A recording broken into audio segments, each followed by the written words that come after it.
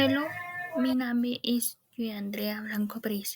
I am from and I live in Sogamoso. I live in a city we usual be bigger and I live in a town or rural area.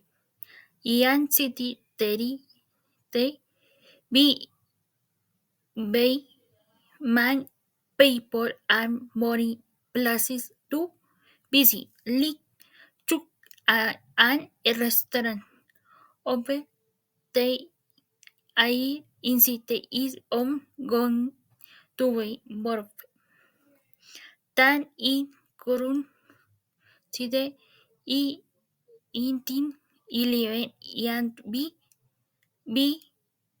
than 11 in city but is it is all goal going going to be smartphone or for 11 in rural area be way more pecauzo.